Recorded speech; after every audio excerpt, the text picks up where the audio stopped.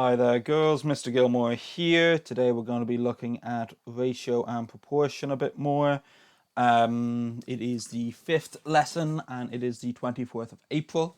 What you'll need to know for this class is what proportionality is and what it means for something to be directly proportional. So really, if you've gotten lesson 1, 2 and 3 confidently, then you are prepared for this class. Lesson 4 won't come into this. What you'll learn today, though, is how to calculate value for money. I'm sure most of you are already doing this for yourself. We're just going to formalize it a little bit more in maths. And then also we're going to figure out what inverse proportion is. So I've probably written this a little bit badly. I probably should have written what inverse proportion is first. Instead, I wrote it second. So we're actually going to start with inverse proportion and then go back to calculating value for money. So I've drawn a little car here, and this car has to travel 100 kilometers. So if the car is traveling at, let's say, 25 kilometers an hour, how long is it going to take the car to travel this distance? So it's traveling at 25 kilometers an hour. It's 100 kilometers long. Well, you've probably already figured that out. You've gone, okay, 100 divided by 25, that's 4 hours. Okay. Now, what about if it's traveling at 50 kilometers an hour? I doubt many of you have a huge challenge with that. You can go, okay, well, 50 is half of 100 kilometers. If you're traveling 100 kilometers and you're traveling at 50 kilometers an hour, then it's going to take 2 hours, right? What about 100 kilometers an hour? Yeah, you got it. 1 hour. So you can see that there is a proportionality going on here, isn't there? But here's the thing. We're used to seeing proportionality and seeing it go up in line with one another. So we have direct proportionality where, if one goes up, the other one goes up. Inverse proportionality, so inverse meaning, going in the opposite direction, means it's one is going down as the other one goes up. So if I said, okay, it took me 5 hours to travel this 100 kilometers, how fast was I traveling? Well, you could go, okay, you're traveling at 20 kilometers an hour. So if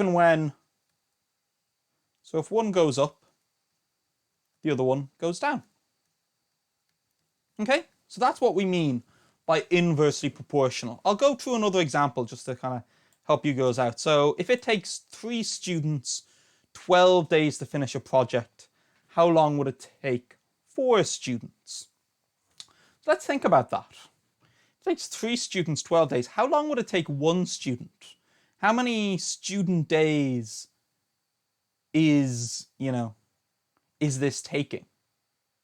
So if it takes 3 students 12 days, then it should take 1 student.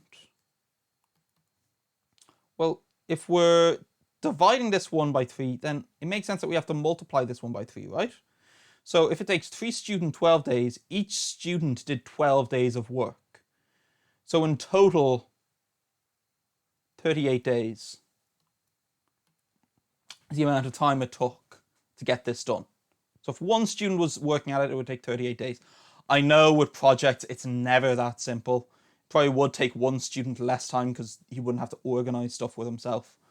But it's just an example, and we're going to treat these things as directly, like perfectly inversely proportional.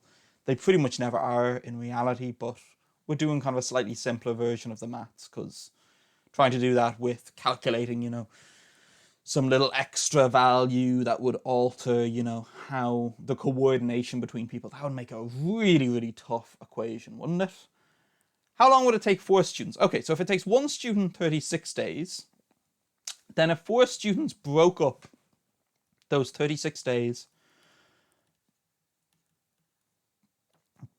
36 divided by 4, okay, 9 days. Does that make sense? Okay, so let's look at an example from the book. Again, I'm going to be working from kind of from some of these examples will be questions I assign you. Today, because we're doing inverse proportion first and then value for money, it's not going to be in perfect order. So this question is going to be like kind of midway between the other two questions, just to flag that with you girls. So 4 men take 6 days to build a wall. Okay, so each man does 6 days, and there's 4 men. So together, they're going to make up about 24 days for a single person, right? So then it'll take 3 men, 24 divided by 3. I'll pop out my calculator. I'm always getting my division tables wrong. So 3 men, it'll take 8 days, because 24 divided by 3 will end up being 8. Okay, so that's how we find inverse proportion. For value for money, what we're going to be doing is we're going to be looking at 2 different situations, because as I said in, I think 2 videos ago, I said, like normally they have like a discount if you buy more in a lot of stores. So it is worth you knowing how to calculate, okay, if I get, X amount of food for this amount of money and Y amount of food for this amount of money, which one's better value? Hugely, hugely useful. This is stuff that you are going to probably be doing for the rest of your life. Just kind of, when you're in stores, trying to figure out, okay, how much does this actually cost? How much does this actually cost? What are the costs associated with this?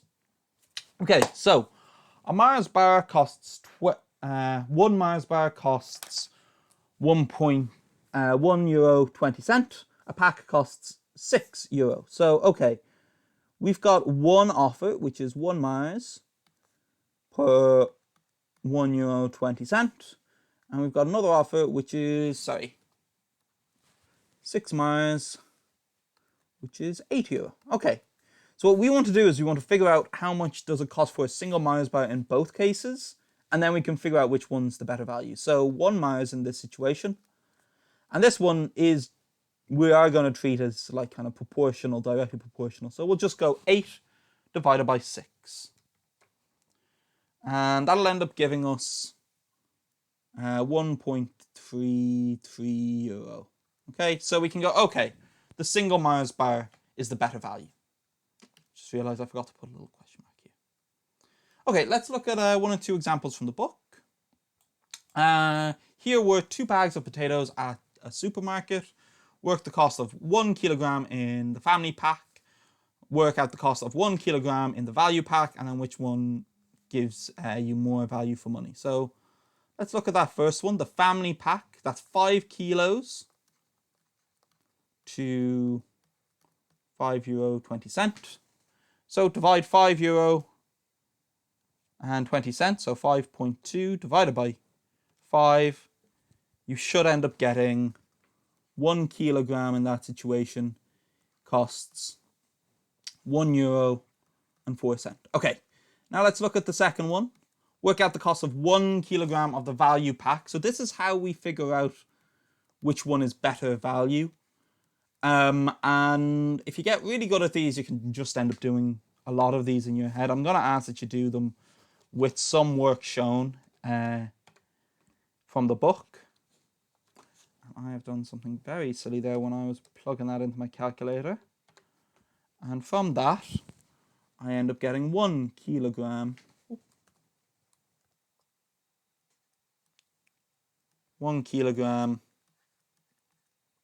0.98 cents. Okay, so the value pack, we can see, is costs less per kilogram, doesn't it? It costs 6 cents less. So we would just go, okay, value pack for our third section. Let's look at one more, and then I will assign you girls some work. So a Whole Foods store sells ground almonds in 4 sizes.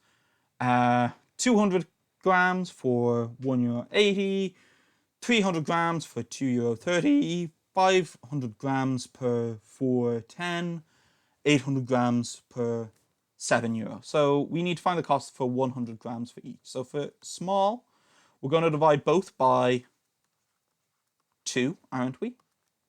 So that'll end up being, they're charging 90 cents per 100 kilo. For the medium sized, you've got 300 grams is 2.3 euro. So we divide 2.3 by 3. And from that, you'll get 100 grams is worth 0.7. And then it's 6 recurring, but I'm just going to round that off to 7. Then for large, we again have 4.1. And we're going to divide that by 5. So 4.1 divided by 5. And from that, we get 100 grams is worth, 100 grams costs 0.82. So already we're getting some interesting values here, because you're realizing, wait a second, the middle size actually costs less than the large size. So it's very possible that, people would look at, 500 grams for €4.10. That's cheaper than the 300 grams. And don't worry if this is complicated for you, because if you look at most stores, like next time you're in a Lidl, which may not be for quite some time, to be completely upfront with some of you, you will sometimes see that they'll have the cost per kilogram at the bottom of the price tag on the shelves. The reason for that is that so many people do actually struggle with these kind of questions. And again, we've got €7 divided by 8.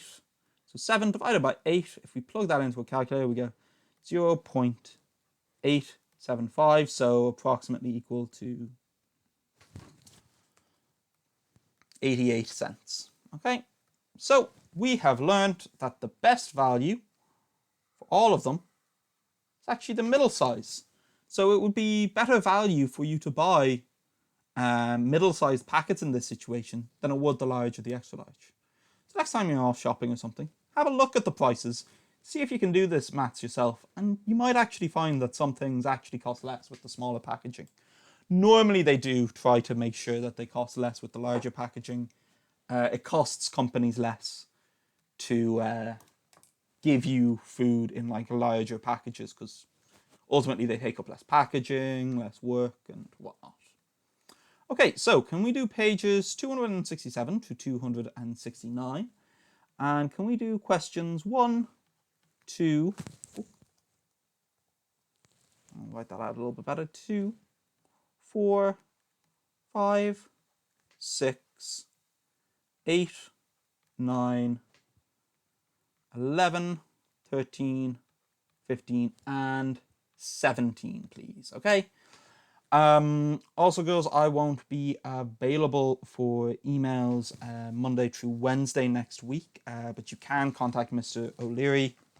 I'll mention that in an email, and I'll also post it to the Teams group just to give you guys a way to contact a teacher if you do have any real struggles with this work.